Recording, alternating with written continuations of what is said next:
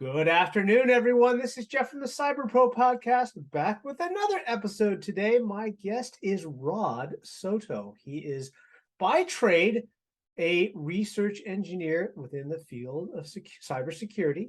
But more interestingly, and we'll talk about that in a second, he is the co-founder and president of the Pacific Hackers Association, and got some interesting stuff right there. So let's dive in. Hello, Rod. How are you? Tell us a little bit about who you are and what you do. Yes, thank you for having me. Like you just said, my name is Rod Soto, and I've been in the industry now probably over 15 years. I got started in the mid 2000s. I started attending a group of meetup hackers named Hack Miami. Then I became part of it. Eventually, I broke into the industry, and I've been developing the community work, mainly meetups where we share knowledge, we share training free. Most of these meetups are free.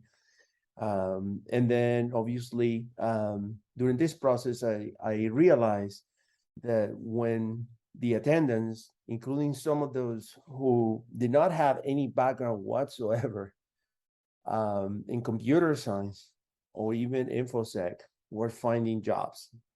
So that gave me a hint that we were somehow, our meetups, the way we structure our meetups, which was always a hands-on type of exercise that was shared, and the conversation, the networking with sometimes senior people that would show up to the meetings, was definitely helping others to find jobs, and was helping everybody, including myself, to get new skills and to advance my careers. I eventually ended up in Silicon Valley with a startup that basically does or did machine learning, and I ended up working for a very large software company called Splunk. I did another startup, then I came back to Splunk.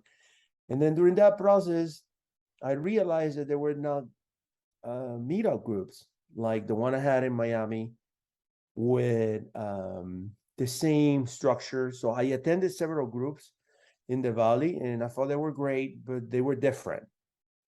And my goal was to add to those groups, not to take from them. So I decided to create Pacific Hackers. I co-founded Pacific Hackers with Joseph Sede, which was my colleague at the time. And we basically were running it for a year or so. In that process, I met Marco Palacios, which is now the VP, the vice president, and Marco ended up getting a job in infosec as well via Pacific Hackers, and that made him passionate about the group and the things that we could do. And now he is working with me actively to foster this idea, this community idea that we have, this effort. And then now, right, we do have, we established this. Now we have meetups every month, and we had to help a lot of people, including veterans and underrepresented communities, to find jobs in cybersecurity. Yeah, you touched upon a couple of really important topics, right? You just said two of them, which are underrepresented participants as well as veterans. And I think that the cyber community is finally getting to the point where they realize that traditionally hackers and those of us in cybersecurity fit one mold, and yet we do not. Whether we're good guys or bad guys, we're from all over the place. We have different backgrounds, we have different journeys, and that we need to be inclusive of all of these differences, because the bad guys are different too. Someone made a great comment to me the other day and said, the world is 51% female. I wonder what the population of hackers are that are female. And if the cybersecurity experts aren't female, how do we adequately defend against that? And that was a great question. And so let's talk about Pacific Hackers for a moment. Mhm. I know that you've got an event coming up in about a month. It's going to be in Mountain View, California, at the Hacker Dojo. Can you tell us a little bit about that event, what Yeah. you've done in the past, and what you hope to accomplish this year, especially since it's the first time back in a couple of years? Right. This was specifically challenging because we're sort of coming back from the pandemic. The pandemic was, we all know, it was horrible.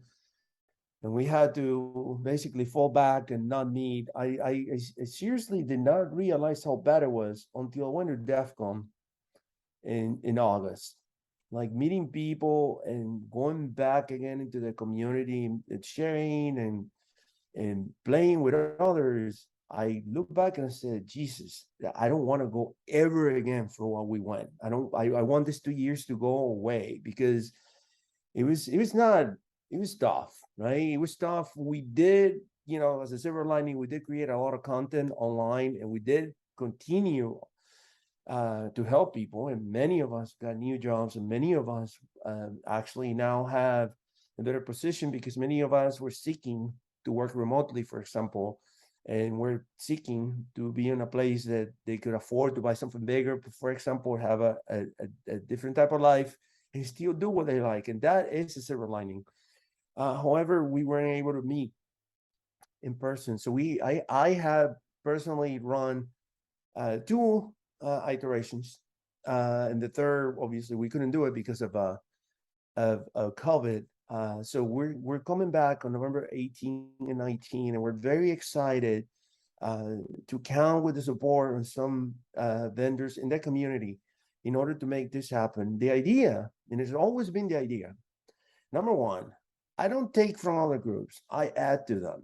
Number two, I try to push the local researchers, the up and comers, to speak at the conference so then they can speak at bigger conferences. And also, I try to bring people to speak on those bigger or known conferences locally. The reason is following the same sort of motto of Hack Miami. When we did Hack Miami, people will joke about us and say if we hack alligators, right? Because there was nothing here. There was absolutely nothing. So we said, listen, why do we have to wait until July or August to go and see people? Why can't we try to reproduce that here and then foster community and help others? And that's what I've been trying to do in the Silicon Valley area. I know San Francisco has amazing groups. They also have cons.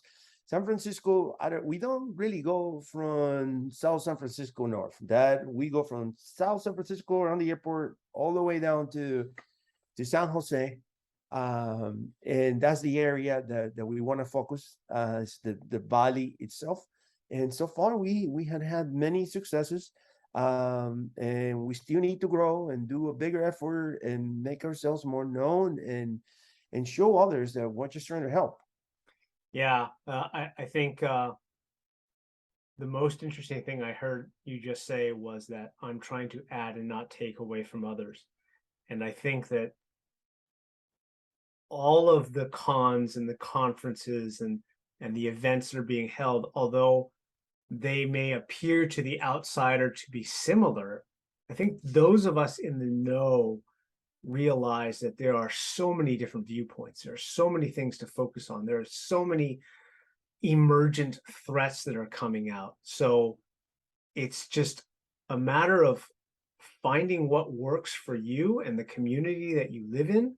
And as you said, the up and comers who are going to be the next big superstars and going to be the next people talking at the larger cons. So the grassroots thing absolutely works. And selfless plug, the Cyber Pro podcast will be at the event, and we are really looking forward to it. And a big hat tip to Rod and Marco for that. And we just wanted to give them a little more exposure for those of you in the Bay Area or beyond who find that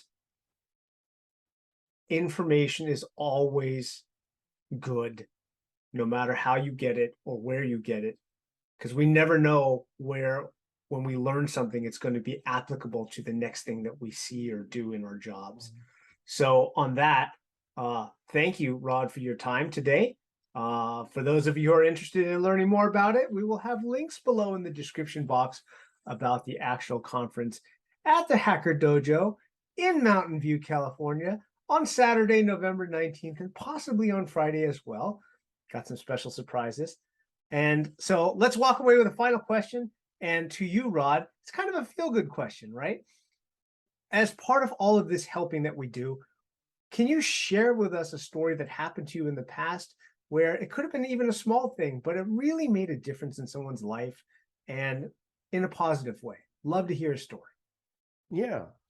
One of the things that I do and that I usually push is to do meetings where everybody's welcome. That's usually why I usually select public libraries. So for example, in the South Florida area, I'll go to the Broward Library, which is an open library. Everybody's welcome. You can come in. And we did the same at the Martin Luther King for a long time until, unfortunately, the pandemic, and then it got complicated with the rules. But basically, we had everything. We welcome homeless. We have homeless people. We have, you name it. Everybody's welcome, because that's what I want. I don't want somebody to be, gonna say this, intimidated by a corporate environment, by signing an NDA, by being surrounded by cameras or surveillance. So I usually try to do my meetings in open places. So here's my story. You have a couple of stories. One of them, the first one is, and I'm gonna mention, and I'm gonna say this person, who the name of this person, but I can tell you this person was a person that came out of the armed forces, and he was so poor that in order for him to play video games, he had to hack them. And I saw him playing my Capture the Flags. So I do Capture the Flags that I run in my different conferences, and sometimes I do it at the ISSA, at least down here. And he impressed me so much that I decided I'm going to give this guy a chance, right? And I ended up, fast forward, ended up hiring him, and he did amazing, like I knew he was going to do. And now he's one of the top reverse engineerings in his company, and I would say out of the industry. That I would say that for sure. Here's another story. This person came to us, and he used to change tires at Costco. Nothing wrong with changing tires at Costco, but he wanted to have, he had kids, house, etc., and was, sort of pressed. This individual has his own security company, his own IT company now, and he's doing much better. His life, you can see him completely different. And just like that, I had many others. The people that came, I remember one that sort of came frustrated. He was basically out of college, was working at the Genius Bar, felt like he was not going nowhere. He's now working for a 3-letter agency. So I had many stories of people that had gone to make better lives, and some of them to pay it forward. So their success is my success. I always tell them, when you leave this place, you probably won't come back. You probably won't look back at this. But the only thing I ask you, because we don't charge anybody, is to pass it forward. As long as you do that, we'll make the world a little bit better. And that's my story. Awesome. Rod, thank you again for your time. We really appreciate it. Thank you. Thanks for watching today's episode. I've got a guest to my right who's going to tell you a little bit about the Pacific Hackers Conference that's coming up shortly. He's a lot better at telling you more about it, so I'm going to let him do it. Hi, I'm Rod Soto, and I'm the president and co-founder of Pacific Hackers Conference. After a hiatus of 2 years because of the pandemic, we're back in person this November 18 and 19 at the Hacker Dojo in Mountain View, California. We try to bring the best of the best of the industry with a local presentations of the best training and talks available by the best researchers that usually speak at Black Hat or RSA conference. And I hope I can see you this November. Thank you. Awesome. Thank you, Rod. For those of you interested in learning a little bit more about the Pacific Hackers Conference, there's going to be a link in the description box below. We thank you for watching today and have a good one.